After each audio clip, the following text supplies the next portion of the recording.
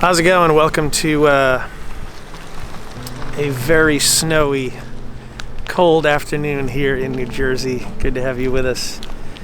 Hey, if you've been following along in our Join Dave's Band community, you know that we've been doing this study on Matthew. And we spoke about kind of faith and trust a couple of weeks ago. And I wanted to chat a little bit more about that today, but take it from a different perspective. In Matthew chapter 4, we have this account. Right in the beginning, we have this account of Jesus going through these trials and tribulations, and it's a pretty fascinating story. And I wanted to just read this. Sorry, just a little bit. It says, afterward, the Holy Spirit led Jesus into the lonely wilderness in order to reveal his strength against the accuser by going through the ordeal of testing. And after fasting for 40 days, all right, let's just stop right there. Fasting for 40 days. I don't know. Think about that for a minute. If you've done a fast before, you know they're hard. I've done 21 days, but the fast that Jesus did, it was serious. So he fasted for 40 days. He was extremely weak and famished, right? After 40 days of fasting, I would be extremely weak and famished as well. Then the tempter came to entice him to provide food by doing a miracle. So he said to Jesus, "How can you possibly be the Son of God and go hungry? Just order these stones to be turned into bread." And he answered, "The scriptures say bread alone will not satisfy, but true life is found in every word which constantly goes forth from the mouth of God." And this is Matthew 4, 1 through 4. And then I found a couple of cool notes, like a note on the term of the fast here, 40 days. Moses and Elijah both fasted for 40 days. That's from Exodus 34:28 and 1 Kings 19:8. And then the number 40 usually signifies passing a test or enduring a time of trial, right? It rained for 40 days in the time of Noah, and Jonah warned Nineveh for 40 days. God told Ezekiel to lay on his right side for 40 days. That's from Ezekiel 4:6. And it's pretty interesting. I didn't realize that 40 had such a significant meaning in and around the Bible, but it does. In the fourth verse of this passage that we just read, Jesus states that the scriptures say that man cannot live by bread alone. Nothing can satisfy the son's appetite but the words of God. And then it gets really interesting. Deuteronomy 8:3 says, "He humbled you, causing you to hunger, and then feeding you with manna, which neither you nor your ancestors had known, to teach you that man does not live on bread alone, but on every word that comes from the mouth of the Lord," right? And the reason it all kind of comes together like this, and it gets so interesting, is because God had not given Jesus permission to turn stones into bread, and Jesus would not be pushed into prematurely demonstrating his power. He was content with the timing of the Father, and just that stopped me in my tracks right there. The timing of the Father.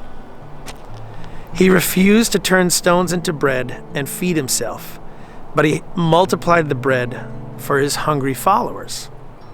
Today, he is still turning hearts of stone into living bread that will feed the nations the truth.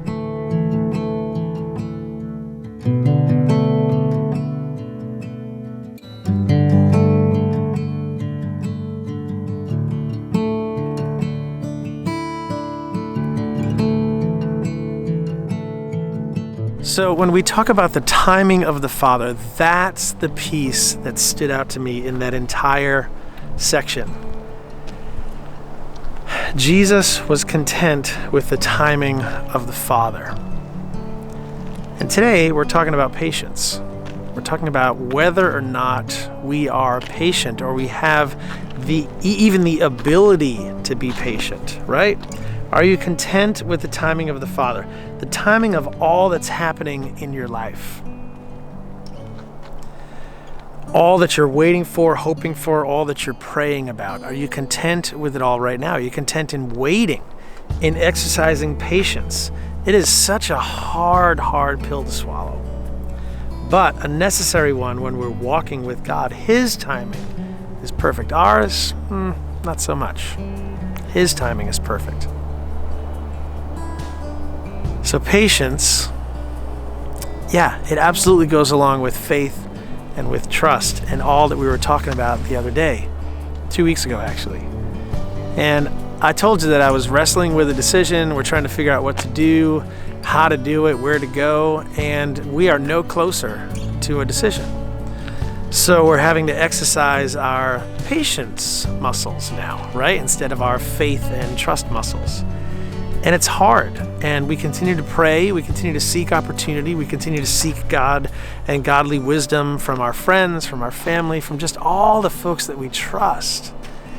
And it's an interesting process when you get down to it, where you just have to literally, here comes that word again, but you have to literally surrender. And you have to trust God, trust His patience. He knows what He's doing, right? He knows what He's doing. He knows the path for us. And if we seek Him and seek godly counsel, godly wisdom from others, I think God's going to bless it and push us to a place that maybe we weren't even expecting to go, and maybe we end up there. I don't know. It's still playing itself out, and I'm still trying to figure out what patience looks like in my life, and what patience looks like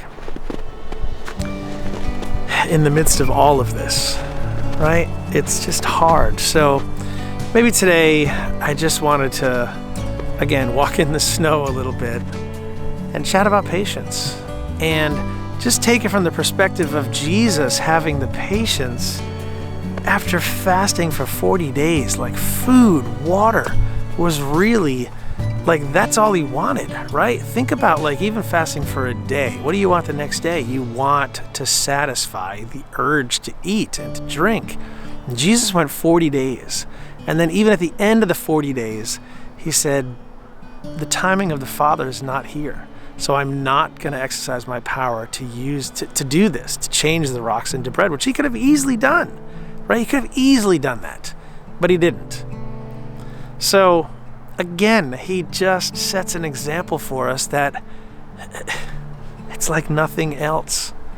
That's just what Jesus does. He's just amazing and incredible. The more you dig into who He is, how He lived, how He taught us, the examples that He set for us, I mean, absolutely amazing. So, anyway,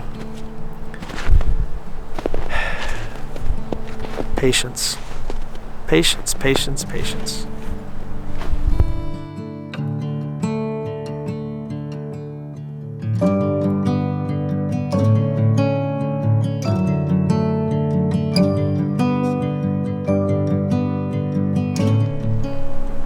So patience today, again, I don't know where you're at, but it just brought to mind Jeremiah 29:11. For I know the plans that I have for you, declares the Lord.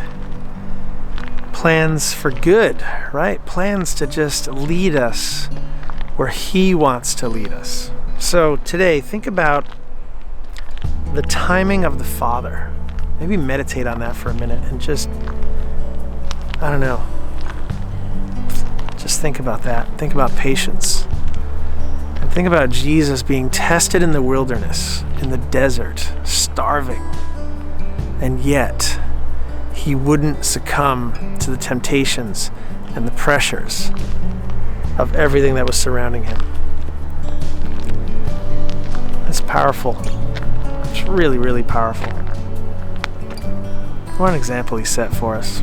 So great. All right, guys. Have fun exercising patience today.